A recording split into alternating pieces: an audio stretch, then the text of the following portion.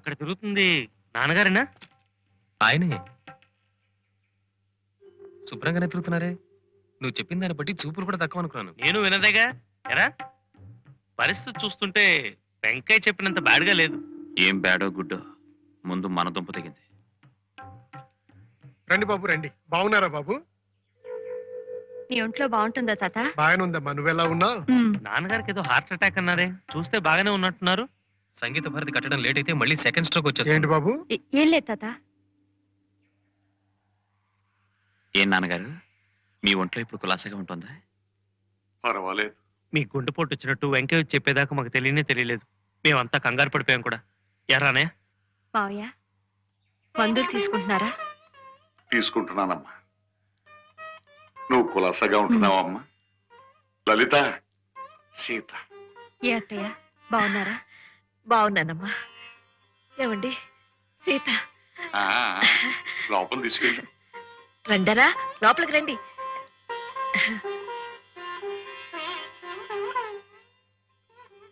రామ్మా. ఇక్కడేనా ఉండాల్సింది? ఎలాగో సర్దుకోమ్మా. ఓకే.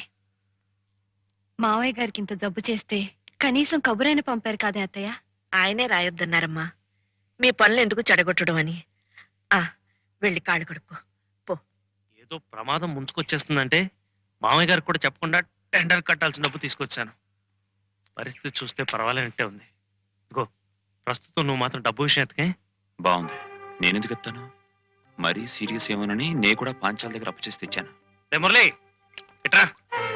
బాత్రూమ్ అక్కడ ఉంది, నువ్వు వెళ్ళు. ఓకే.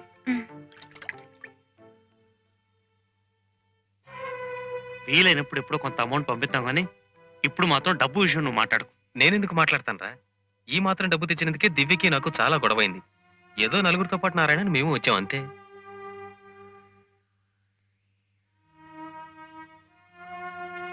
ఏమండి, చావు నుంచి పునర్జన్మెత్తిన తండ్రిని చూడటానికి వచ్చిన కొడుకులు ఇవేనా మాట్లాడుకోవాల్సిన మాటలు? ఇప్పుడు ఏమైందని? ఏం తప్పు మాట్లాడావని? ఎంతసేపు డబ్బు గురించే మీ మాటలు ఆలోచనలు తప్పించి ఆయన్ని తీసుకొచ్చి దగ్గరుంచుకోవాలనో మంచి వైద్యం ఇప్పించాలనో ఒక్కళ్ళైనా ఆలోచించారా? ఆయనే మొండితనంతో ఇక్కడ కూర్చున్నాడు కానీ మా దగ్గర తలో రెండల్లో ఉండొచ్చని మేము ఎప్పుడో చెప్పాం కదా. ఆయన వస్తే కాదన్నావా? మిమ్మల్ని ఆయన కష్టపడి పెంచింది ఇలా పంచుకుంటారని కాదు. నువ్వే నాకు నీతులు చెప్పక్కర్లేదు. మనం తెచ్చిన డబ్బు సంగతి కూడా నువ్వే వాళ్ళ దగ్గర ఎత్తక్కర్లేదు. అంటే ఆ డబ్బు తీసుకెళ్లిపోవటానికే నిర్ణయించుకున్నారా? ఇప్పుడు డబ్బు తీసుకెళ్లి ఆయన గారి చేతుల్లో పెడితే ఓపిగ్గా ఉన్నాడు కాబట్టి పని ప్రారంభించి ఇంకతే అంటే ఎక్కడి నుంచి తెచ్చేది, ఎలా చచ్చేది? అంటే ఆయన కన్ను మూసేలా ఉంటే కళ్ళ ముందు ఈ డబ్బు ఇలా కదిలించిపోవాలని తెచ్చారా? ఇక్కడికి రాగానే నీకు మాటలు పెరిగిపోతున్నాయే. నోరు మూసుకుని పడుండు. ఇంతకాలం నోరు మూసుకునే పడున్నాను. మీరు తాగి తందనాలాడినా నేను నోరెత్తలేదు.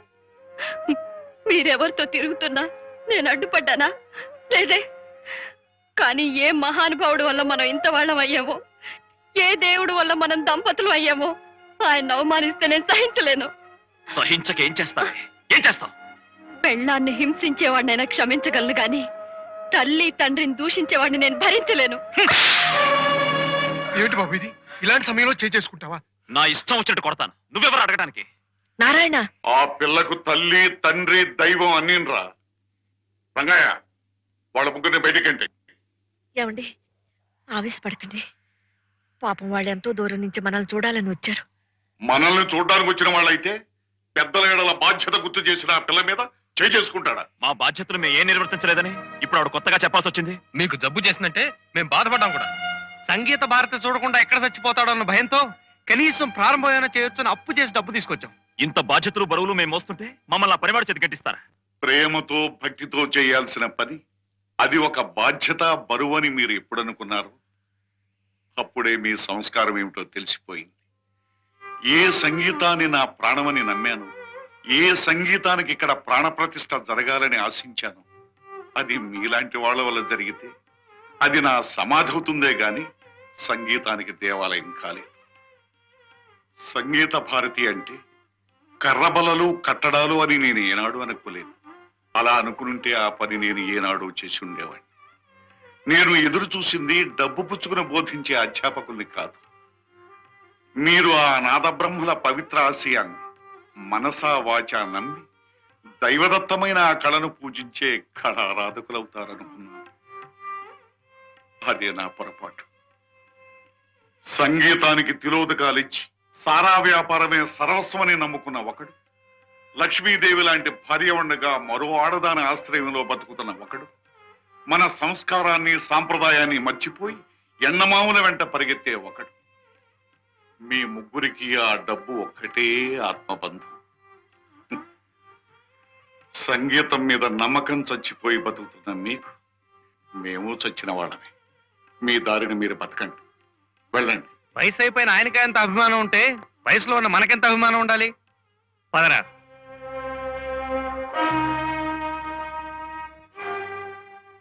ఏమ్మా, నీ నిర్ణయం కూడా అదేనా? అంతకంటే మరో నిర్ణయం ఏముంది?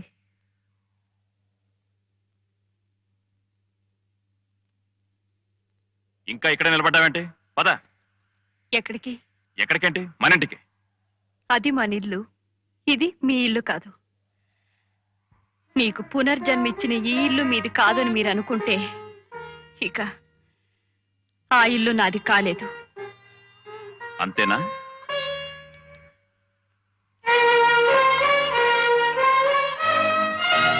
ఏమన్నావో ఏం విన్నానో, కన్నులతో మాట్లాడే భాషే వేరు. ఏదో మాయా చేసావయ్యా, మనసులతో పాటాడే రాగం వేరు. చిన్ని చిన్ని ఆసే సిరి వెన్నెల్లో నా పూసే, గుండెల్లో నీ ఊసే ఒక భాసే చేసే. గుచ్చే చూపుల్లో నా రవిచ్చే నవ్వుల్లో